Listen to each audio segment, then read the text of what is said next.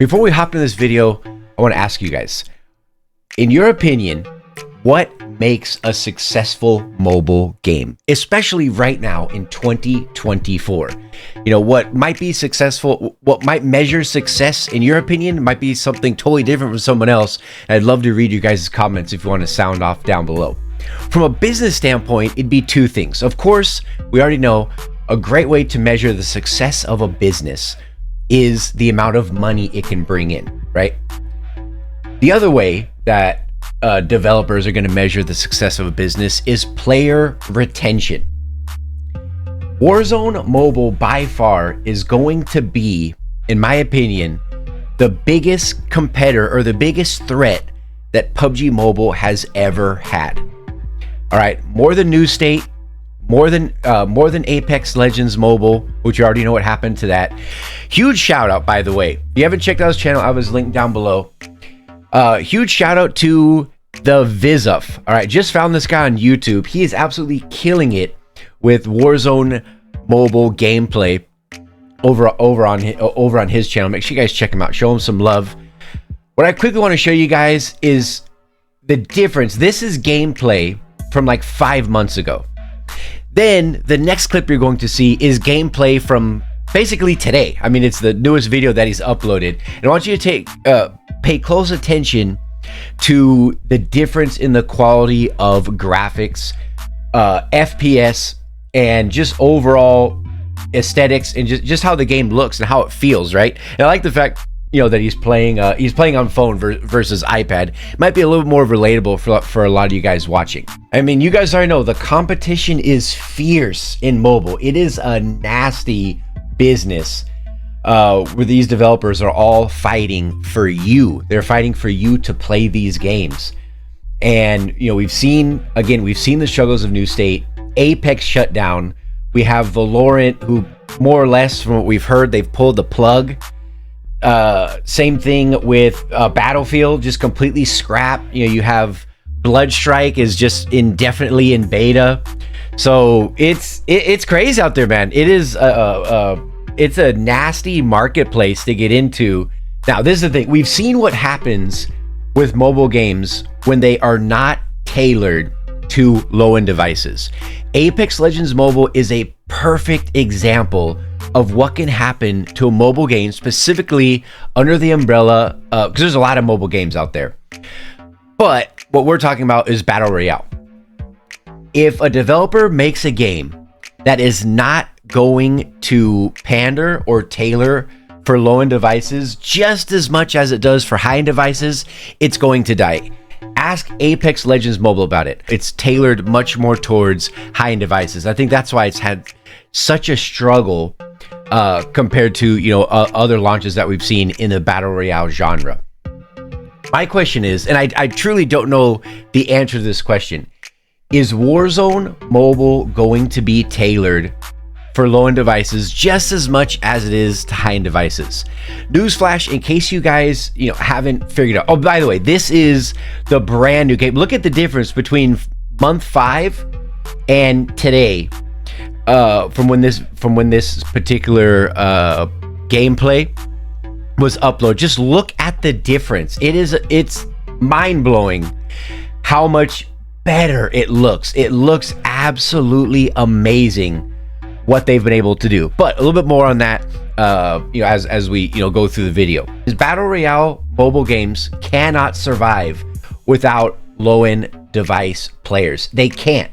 The queue times will be too long. And you're just not going to have, you're simply just not going to have a large enough pool of players that are playing on high-end devices that are able to play these games. The perfect example of a game that tailors for low-end devices just as much as it does for high-end devices is, of course, what my channel is based off of, which is PUBG Mobile. You know, even though low-end device players, just because it's a crappier device, I mean, to say it like it is, they're still going to have struggles, but they can still play, and they can still be successful, right? To an extent. Where I think Warzone screwed up is, and again, let me know in the comment section if you think I'm wrong here. Maybe I am. But where I think they screwed up the most is the fact that the game has been available in other countries for a very long time. What kind of impact is that going to have when the game does finally go global? I don't think we're really going to know the answer to that until the game actually launches and goes global. But anybody who really wanted to play Warzone Mobile would have already played it. That's the biggest thing. People who already wanted to play it have already had the option to. So once it goes global, how much of an impact is it going to have? Did they miss their mark by waiting for too long to release it? At first, I thought the answer was yes. They waited too long. The ship has sailed. They're not going to have like that big boom. However, once I saw Visov, when I saw where the game was a few months ago compared to what it is now, maybe they've learned from a game like New State. Maybe they've learned from another dev's mistake, because we all know how horrible New State flop was, right? When it dropped. That's the only thing I can think of for them to wait as long as they have. What I'm guessing is they want to make sure they have everything dialed down. They've had plenty of time to fix any bugs, any glitches, or at least anything very major. They want to make sure there's no massive frame drops, and they just want to make sure that everything is polished and ready to go.